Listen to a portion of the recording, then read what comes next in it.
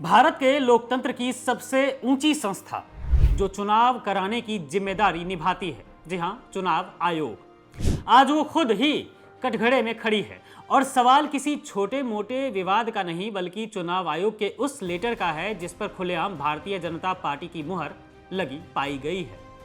और जब उस लेटर को विपक्षी नेताओं ने शेयर करना शुरू किया तो आयोग ने उन्हें नोटिस भेज दिया। दरअसल केरल सीपीआईएम ने जब इस दस्तावेज को सार्वजनिक किया तो पूरे देश में जैसे सियासी भूचाल आ गया।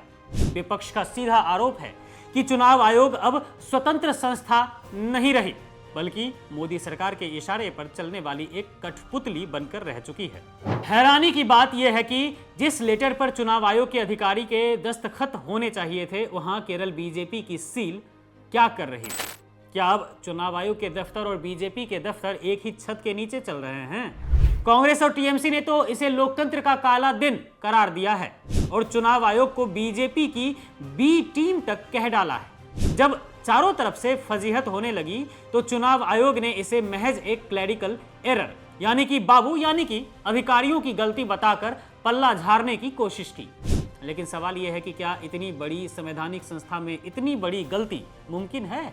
क्या चुनाव आयोग के पास बीजेपी की मुहर पहले से ही मौजूद थी? ये सब सवाल हैं। और अब इस कहानी में एक नया और खतरनाक मोड़ सामने आया है, जिसे चोरी ऊपर से सीनाजोरी कहा जा रहा है।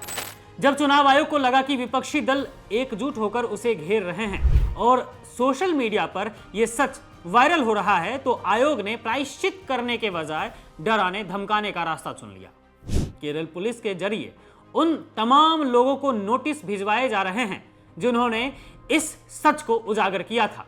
कांग्रेस की तेज तर्रार नेता, प्रवक्ता और social media head Supriya Shrinate को भी ऐसा ही एक नोटिस थमाया गया है, जिसका खुलासा उन्होंने खुद एक्स पर किया है। सुप्रिया श्रीनेत का कहना है कि जिस अपराध के लिए आयोग को माफी मांगनी चाहिए थी, उसके लिए वो अब सच बोलने वालों को धमका रहा है। यह नोटिस भेजना इस बात का साफ सबूत है कि दाल में कुछ काला नहीं, बल्कि पूरी की पूरी दाल ही काली है। आपको बता दें कि जिस 19 मार्च 2019 के लेटर की बात हो रही है, उसमें बीजेपी की मुहर का होना किसी तकनीकी खामी से कहीं ज्यादा गहरा संकेत है। यह इशारा करता है कि सत्ता और संस्थाओं के बीच का फर्क अब खत्म होता जा रहा है। मोदी सरकार के कार्यकाल में जिस तरह से एक के बाद एक संवैधानिक संस्थाओं को घुटनों पर लाया गया है, चुनाव आयोग का यह ताजा मामला उसी की एक कड़ी नजर आता है।